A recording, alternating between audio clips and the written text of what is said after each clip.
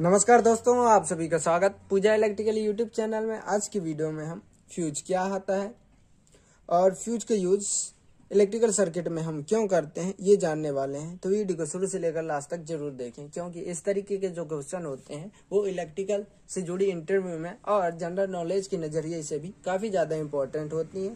तो चलिए वीडियो को स्टार्ट कर लेते हैं। वीडियो की स्टार्टिंग में ही हम जान लेते हैं कि फ्यूज का यूज इलेक्ट्रिकल सर्किट में हम क्यों करते हैं। तो फ्यूज का यूज इलेक्ट्रिकल सर्किट में हम सेफ्टी पर्पज से करते हैं। अब सेफ्टी पर्पज से कैसे, देखिए जितने भी इलेक्ट्रिकल डिवाइसेस होती हैं उनकी एक करंट कैरिंग कैपेसिटी होती है। फॉर एग्जांपल के लिए हम एक मोटर ले लेते हैं।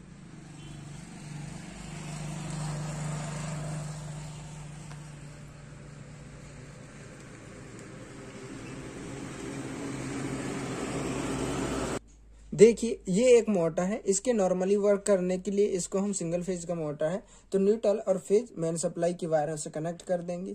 इसके नॉर्मली वर्क करने के लिए 10 एम्पियर की करंट इसमें से फ्लो होना जरूरी है।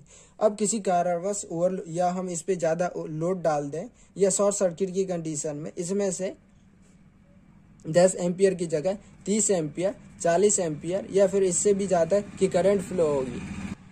तो इतनी ज्यादा करंट फ्लो होने से क्या होगा, इसके मोटर में जो वाइंडिंग होती है उसके जलने के चांसेस रहते हैं या जल ही जाती हैं।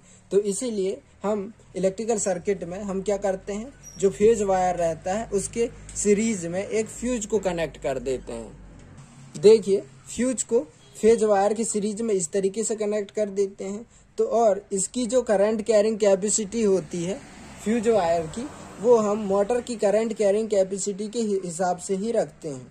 तो इस मोटर की करंट कैरिंग कैपेसिटी 10 एम्पियर है, तो इस फ्यूज की भी करंट कैरिंग कैपेसिटी हम 10 एम्पियर से 11 एम्पियर के करीब ही रखेंगे। तो क्या होगा, इलेक्ट्रिकल सर्किट में इस मोटर की सर्किट में जब ओवरलोड की कंडीशन आएगी तो ज़्यादा करंट फ्लो होगा और करंट जो होता है फेज पॉइंट से लोड पे जाएगा और लोड से फिर न्यूट्रल पॉइंट से होते हुए वापस सोर्स में वापस हो जाती है।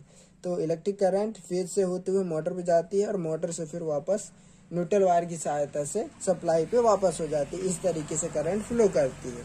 तो जब इस मोटर पे 30 एम्पियर की करंट की आवश्यकता होगी ओवरलोड या शॉर्ट सर्किट की कंडीशन में, तो सबसे पहले जो इलेक्ट्रिक करंट होगा वो फ्यूज के पास में आएगा, फ्यूज पे आएगा। तो इसकी जो करंट कैरिंग कैपेसिटी रहती है हमने 10 एम्पियर में सेट करके रखा हुआ है। तो मोटर से आने से पहले जो ओवर करंट है वो फ्यूज पे आएगी और इसकी जो करंट कैरिंग कैपेसिटी 10 एम्पियर है, ये 11 एम्पियर हमने रखा है। तो क्या होगा, मोटर पे जाने से पहले, मोटर के खराब होने से पहले ये हमारा फ्यूज ही कट ऑफ हो जाएगा। इस पे जो वायर लगा होता है वो ब्रेक हो जाएगा, जिससे इलेक्ट्रिक करंट मोटर में जाने से बच जाएगी। तो इससे क्या होगा, हमारा मोटर जलने से बच जाएगा। इस तरीके से हम इलेक्ट्रिकल सर्किट में सेफ्टी के लिए ही फ्यूज का यूज करते हैं।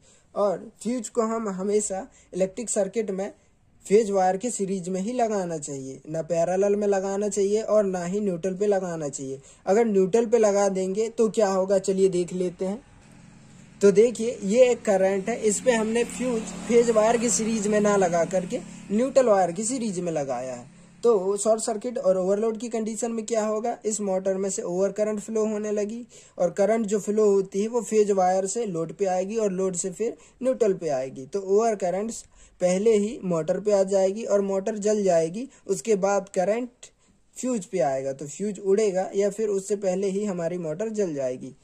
तो इसलिए कभी भी न्यूट्रल वायर की सीरीज में या न्यूट्रल वायर में फ्यूज को नहीं लगाना चाहिए, हमेशा से फेज में लगाना चाहिए। अगर हो सके तो फेज में लगाने के बाद अभी यदि आपको लगता है कि न्यूट्रल पे लगाना चाहिए तो लगा सकते हैं, दोनों में आप लगा सकते हैं। लेकिन यदि एक फ्यूज लगाना रहे तो उस कंडीशन पे हमें हमेशा फेज वायर की सीरीज में ही फ्यूज को लगाना चाहिए। और ये जो फ्यूजें रहती हैं वो अलग अलग लोड के हिसाब से अलग अलग करंट कैरिंग कैपेसिटी के हिसाब से आती है। तो हमें हमारे लोड की करंट कैरिंग कैपेसिटी के हिसाब से ही फ्यूज को सिलेक्शन करना चाहिए। तो आई होप दोस्तों आपको क्लियर हो चुका होगा कि हम इलेक्ट्रिकल सर्किट में फ्यूज का यूज क्यों करते हैं और किस तरीके से फ्यूज वर्क करती है। अगर आपको हमारा वीडियो पसंद आया तो वीडियो को लाइक करें और चैनल को सब्सक्राइब करें इसी तरीके इलेक्ट्रिकल से जुड़ी वीडियोस के लिए। तो मिलते हैं अगले वीडियो में, तब तक के लिए धन्यवाद।